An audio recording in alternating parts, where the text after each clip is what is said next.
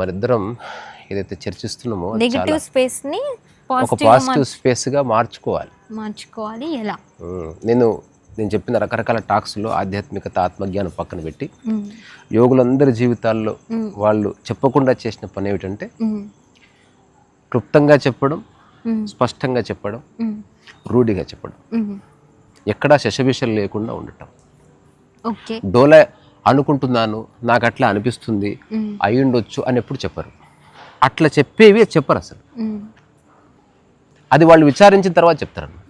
ఉదాహరణకి ప్రతిరోజు ఇది కనుక భోజనం చేస్తే ఆరోగ్యం వస్తే రావచ్చు అని చెప్పరు. ఆరోగ్యం వస్తుంది అని చెప్తారు. రూఢిగా తెలిసిందే వాళ్ళు మాట్లాడతారు. రూఢిగా నీకు తెలియంది అసలు నువ్వు మాట్లాడనే వద్దు. అంటే మనం కాయ ఇంకా పండు కాలేదు, ఎందుకు అమ్ముతాం?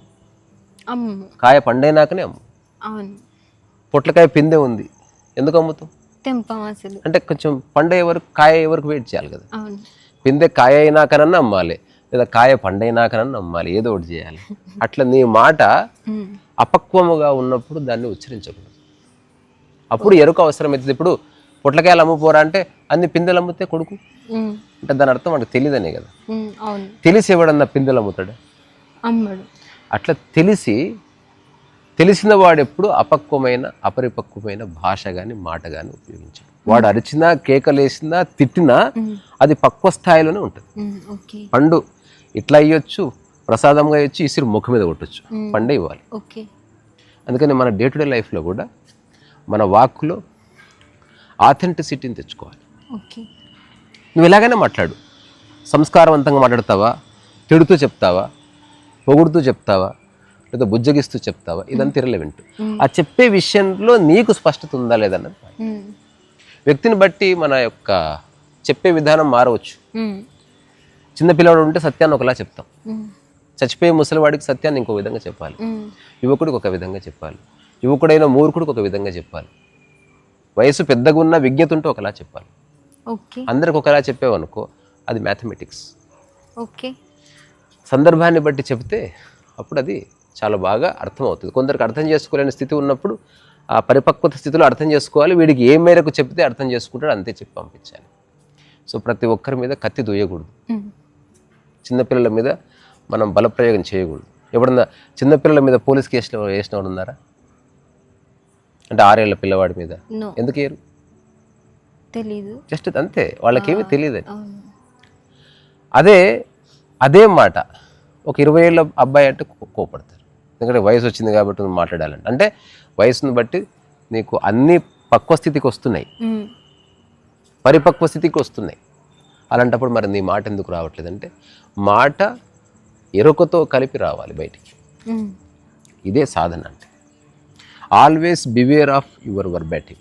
నీ నోటి నుంచి వచ్చే ప్రతి మాటకి, ఇప్పుడు నేను టాక్స్ చేస్తున్నా, ఎందుకు ఎడిటింగ్ చేయను? ప్రతి మాట పూర్తి ఎరుకలేనే మాట్లాడుతున్నాను.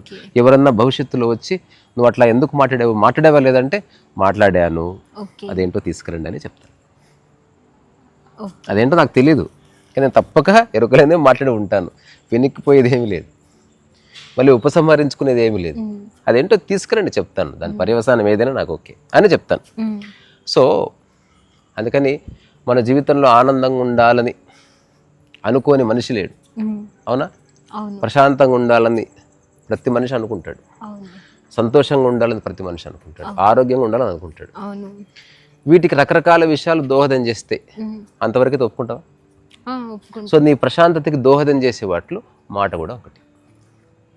ఇంకా చెప్పాలంటే మాట అనేది, నువ్వు టీ కప్ ఉందా, ఆ టీ కప్ ఒక హ్యాండిల్ ఉంటుంది, అది. సో ఆ టీ కప్ హ్యాండిల్ పడిపోయింది అనుకో, టీ ఒలికి మొత్తం కింద పడుతుంది. ఆ హ్యాండిల్ లాంటిది మాట అనమాట. మాట జారితే కప్పే జారిపోతుంది. ఒకరిని ఒక తప్పు మాట అన్నంటే లైఫ్ అంతా దాక్కున్న వాళ్ళు ఉన్నారు, తెలుసా నీకు? మంచివాళ్ళు ఒక స్టేజ్ మీద తప్పు మాట మాట్లాడి లైఫ్ అంతా భయంగా బతికిన వాళ్ళు ఉన్నారు. అలా మాట్లాడకూడదు. వాడు ఏం చేస్తాడో తెలియదు, ఎదురు ఉన్నవాడు ఎవడో తెలియకుండా ఒళ్ళు మర్చిపోయి నీ నోటికి వచ్చింది వాక్కూడదు. మాట అన్నది ఒక వెపన్, ఇన్విజిబుల్, అంటే కంటికి కనిపించని ఆయుధం. అది అందరూ అనుకుంటారు బాణాలతో చంపేస్తారు, లేకపోతే బాంబులతో చంపేస్తారు. అవన్నీ ఎప్పుడో ఒకసారి ప్రయోగించబడతాయి. ప్రతిరోజు ప్రయోగించబడే ఆయుధం మాట.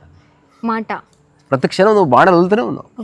ఏ బాణం ఎక్కడ గుచ్చుకుంటుందో తెలియదు, ఏ మాటకి ఎవడు గాయపడతాడో తెలియదు, ఏ మాటకి ఎవడు ఇబ్బంది పడతాడో తెలియదు. అందుకని నేను అందరికీ రూఢిగా చెప్తా, ఆత్మజ్ఞానము, వేదాలు, ఉపనిషత్తులు అర్థం చేసుకుందు డాడీ. ముందు నువ్వు మాట్లాడే మాటలు స్పష్టతతో మాట్లాడు.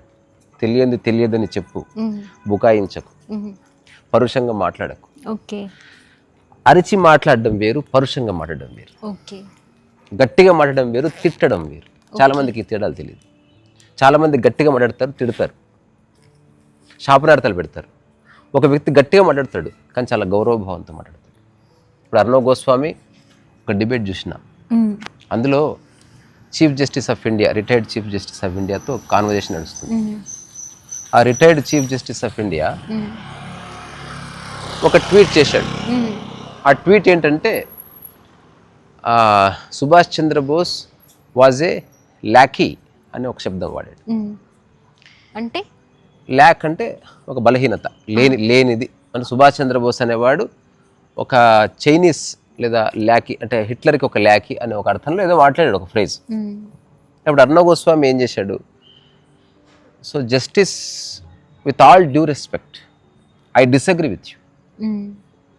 నువ్వు అటు ఎట్లా మాట్లాడతావు రా గూట్లే, అట్లా అనలేదు. నువ్వు ఒక విషయాన్ని చెప్పడానికి గౌరవం పోకుండా ఎలా చెప్తావో చెప్పు. ఒక వ్యక్తిని తిట్టడం అవసరం, తిట్టడం కాదు, అతన్ని మేలుకొల్పాలంటే నీ వాయిస్ రేజ్ చేయాలి. కానీ నాకు తిట్టడం ఎందుకు, దుర్భాష ఎందుకు, మాట జారడం ఎందుకు? అది కుసంస్కారం. కొన్నిసార్లు చనువు వల్ల నువ్వు దాన్ని ఆస్వాదించు.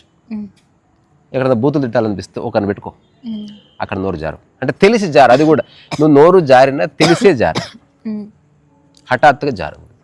నేను అనుకోకుండా అన్నా, తెలిసే నాకు నీతో చనువు ఉంది కాబట్టి అరే తురే అంటున్నాను అని తెలిసి అను. ఒకవేళ ఎదుటి వ్యక్తి కనుక నో అంటే దాన్ని అంగీకరించి అనకు, ఏమీ కాదు. మన ప్రయత్నం అంతా సామరస్యం కావాలి కానీ విధ్వంసం కాకూడదు. సరే, ఎవరైనా విధ్వంసం చేసేవాళ్ళు ఉన్నారు అనుకో, దాని వ్యవస్థ ఉంది, లేదా వ్యవస్థాగతంగా నువ్వు వ్యవస్థకు సహకరిస్తే దాన్ని చేయవచ్చు. అట్లా చేయవలసిందే, దాని ప్రత్యామ్నాయం లేదు. అంటే you cannot take law in your hands. అప్పుడు ఏమవుతుంది, అది అనార్కీ అవుతుంది. అంటే నువ్వు ఏ అనార్కీకి అగెయిన్స్ట్గా ఫైట్ చేస్తున్నావో అదే నువ్వు పాటిస్తావు. చాలామందికి ఆ చిన్న రహస్యం తెలియదు. ఇది ఎలా ఉందంటే, ఒక పిల్లవాడిని కొడుతున్నాడని తల్లి వెళ్ళి పిల్లగాడిని కొడుతుంది. ఇద్దరు అదే చేస్తున్నారు. అంటే both are committing the same mistake. నీకు అర్థమైందా తేడా? ఏమర్థమైంది చెప్పు.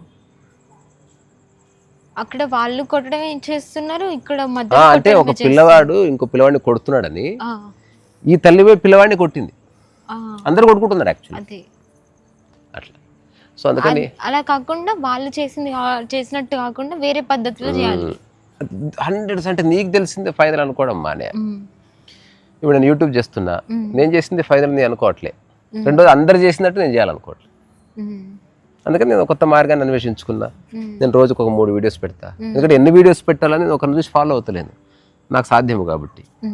రెండోది ఏమి ఆశించట్లేదు కాబట్టి, రెండోది ఏ కష్టము పడట్లేదు కాబట్టి, రెండోది ఎవరిని మోసం చేయట్లేదు కాబట్టి, రెండోది నేను ఏది అనుభవిస్తున్నా చెప్తున్నాను కాబట్టి, అలసట్లేదు కాబట్టి. ఎట్లా చూసుకున్నా మామూలుగా నాకంటే ఎక్కువ మాట్లాడతారు, కానీ వాళ్ళు మాట్లాడేది రికార్డ్ చేయాలంటే భయం. నేను మాట్లాడేది కొంచెమే రికార్డింగ్ కోసం. లేదు మళ్ళీ రికార్డ్ డిలీట్ చేయవా, నేను మళ్ళీ మాట్లాడతా, అట్లా ఎప్పుడు అనను. ఎడిటింగ్ అంటే నేను అసలు బిగిన్ చేశానంటే దాన్ని పూర్తి చేస్తాను, సంశయం ఏమీ లేదు. ఎందుకంటే పూర్తి ఎరుకలో మాట్లాడుతున్నాను. అందుకని నేను దీన్ని ఒక ధ్యాన ప్రక్రియగా చూడమని చెప్తాను. ఎరుకలో మాట్లాడు, ఏది పడితే అది వాగకు. ఒకవేళ మాట్లాడావా గౌరవం పోకుండా నీ ఆర్గ్యుమెంట్ పెట్టు. ఇది కనుక ప్రాక్టీస్ చేస్తే నువ్వు ఆనందంగా ఉండాలనుకున్నంటే, ఇల్లు కట్టాలంటే ఒక 1000 ఇటుకలు కావాలి కదా. నీ ఆనందం అనే భవంతికి ఇది ఒక ఇటుకగా ఉపయోగపడుతుంది. ఇంకా ఫ్రాంక్గా చెప్పాలంటే ఇది పునాది రాయిగా ఉపయోగపడుతుంది. అందుకని బివేర్ ఆఫ్ యువర్ వర్డ్స్. చాలామంది కుటుంబాలు నాశనం అవ్వడానికి, కొట్లాట్లు అవ్వడానికి, జీవితాలు నాశనం అవ్వడానికి పెద్ద పెద్ద కారణాలు ఏమి కావు. మూలంలోకి వెళితే చాలా చిన్న మిస్అండర్స్టాండింగ్స్తో చాలా పెద్ద మిస్టేక్ జరుగుతుంది అన్నమాట. ఇది అర్థం చేసుకుంటే సరిపోతుంది. సరేనా? ఓకే, సరే మరి.